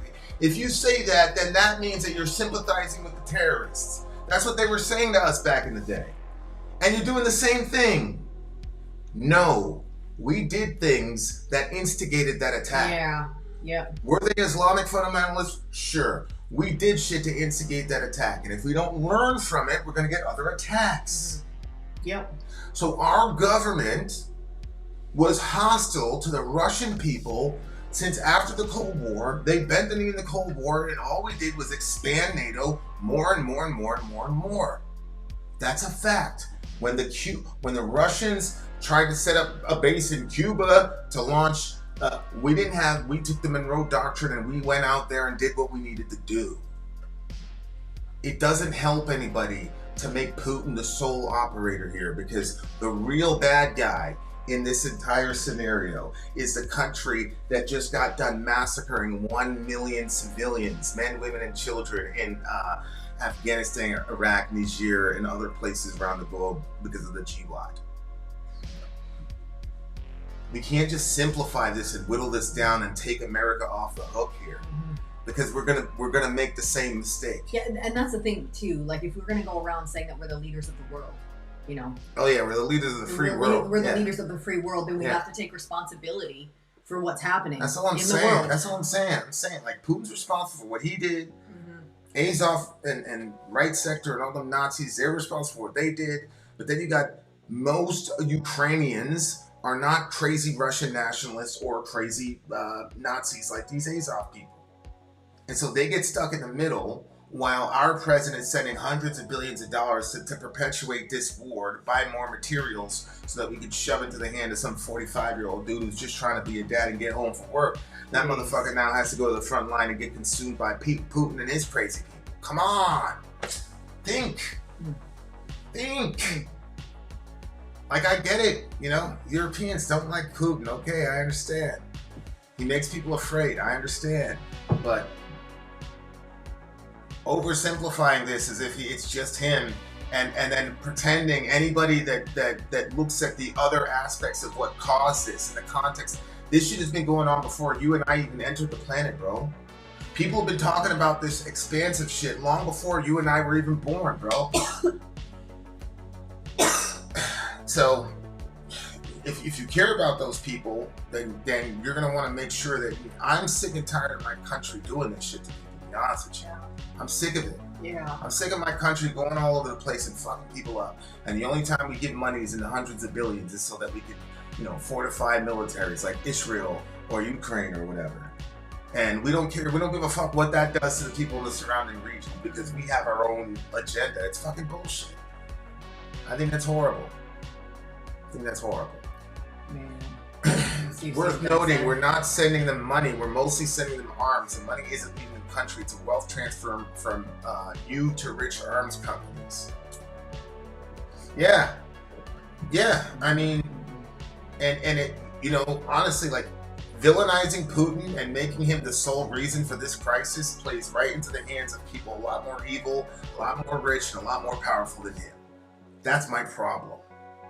I'm sorry, Russia's got the GDP of California. I'm not afraid of them. I'm afraid of my government, though. I am afraid of my government.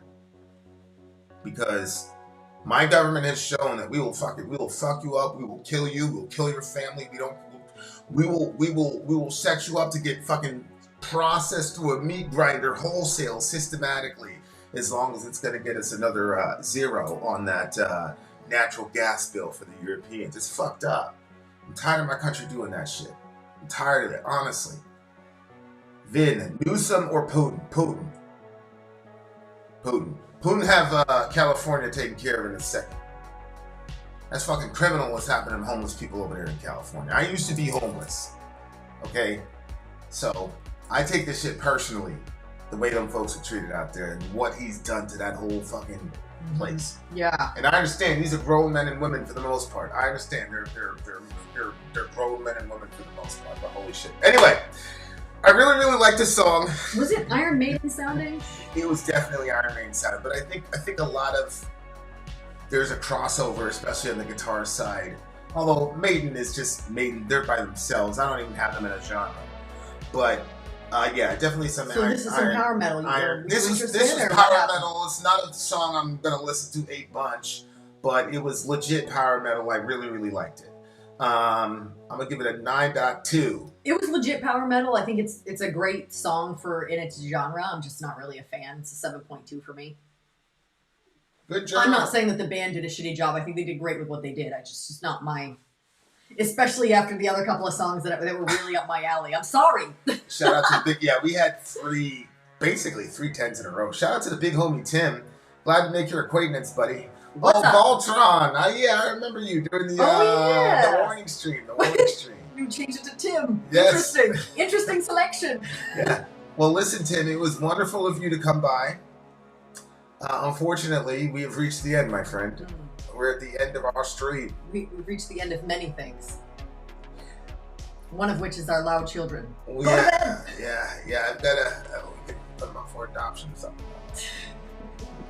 I feel like they know, they're busy. Corporate BLM donations, FTX, what is it? FTX scam, Ukraine war. What's the next money laundering operation? Yeah, man, BLM was the most successful one. The most successful money laundering operation. Shout out to them girls. Hope you enjoy your big ass house. Yeah, look, I'm not even. They came out and said we monetize white guilt, and then they said that's that fine. shit. That's fine. No, it's not. No, they it's said not that fine. shit on camera. But if they monetized white guilt to help your entire community, but they lined their pockets. No, they monetize it. What? Listen, reparations were never paid. So I know that it's wrong if they did it, but if they did it to help their community, you could look, you could be like, well, whatever. But like they took even from the entire community for themselves. It just shows you their mentality, and it's sick because I know plenty community organizers. I know plenty community organizers who don't have that attitude. You know what I'm saying? But like those two. You spearheaded this movement that took off for whatever reason, and you just completely abused it. But this is the problem. Like, this is the problem with our community. Same thing with basketball and football. Dudes are complaining, we're getting treated like slaves. Maybe you are, but none of y'all want to sit out a season and not get that check. See what I'm saying? Yeah. So, we are the main, barrier to our own advancement. There are other people don't do that to themselves. I'm sorry, but there's folks that are less percent of the population than us and are way more powerful because they don't do that dumb shit. Mm-hmm. They're smart, you know. And instead of learning from them, we're sitting there, oh damn, you know, like learn. Shit. Shout out to Pony, who is always putting it out there that there's missing and murdered Indigenous women, children, and men. I didn't realize that there was also happened to the men. She's asking once again that a Middle America video gets made on it. It will be one day. I don't even know why the topic is so difficult for me to even look into. Like, you keep bringing it to my mind, Pony, and there's not a time that you send me a text message that I don't think about that. But for some reason, like, the idea of looking into it to see exactly how dark it is, I can't bring myself to do it. And so that's one of the reasons why I haven't been like, let's do a Middle America on it. Because I think it's going to be really, really, really hard and tragic, which is horrible of me to say that I'm too emotional to hear the information, so I'm not gonna, Yeah. But I think the numbers are going to be crazy and. So shout out to you, Pony, for continuously bringing this to our attention and Later, controller. being very diligent with that, because you've been bringing it up for years, and I think that that's really important. Yeah, BLM is an idea, sure, is a great movement, but it cannot be divorced from the scam artists that those two girls were, and the fact of the matter is that's the reason that we're in the condition we're in. We went from Malcolm, Martin to these girls. Mm-hmm. Ain't no white people want to assassinate those two. Yeah, all they did is give white people more reasons to say, don't give them your money, then look at them. They obviously don't think there's a problem with their people. They took it for themselves. Can't blame them. I'm sorry. You can't blame them. You know, that's one of those situations where they automatically got discredited because they were black and lesbian because of prejudice, but then you walk that shit out. So they're right. It doesn't matter. Dead clock's right twice a day, right? Yeah. They were right. Mm-hmm. Okay? Not about the concept and not even about the people on the ground, but the operators, the main operators, they were right. And I'm not saying that they were right because their analytical abilities, they're right because they immediately wrote them off because they're women and black and gay, but they were right. You were a fucking scam artist. You were a disgrace and a traitor to your people. Yeah, I mean, I agree with that. Yeah. A lot of you, yeah, here we go. Of course, a lot of Ukrainian children missing. Yeah. You know, all these people, man, that are like so pro-war, talking about we need to support Ukraine. Fucking go over there. Go over there then. We need to support Ukraine. They also aren't leveraging their politics in a weird way. Malcolm X created a serious socialist movement. The BLM lady just did capitalism by the rules of capitalism. And they made it very clear that they themselves were capitalists, my bro. Yeah, I'll shoot it to you. It was a TYT episode actually where I saw the quote and Anna was trying to be all, diplomatic about it. I'm like, you should have fucking blasted them. Yeah, man. Yep. That's some whole shit them women did, bro. Only let me see you walk down the hood. Do you think it's bad for a Christian to listen to ghosts? That's an interesting question. Okay, I'm gonna give my take. Vinny's gonna give you something more theological and deeper, probably.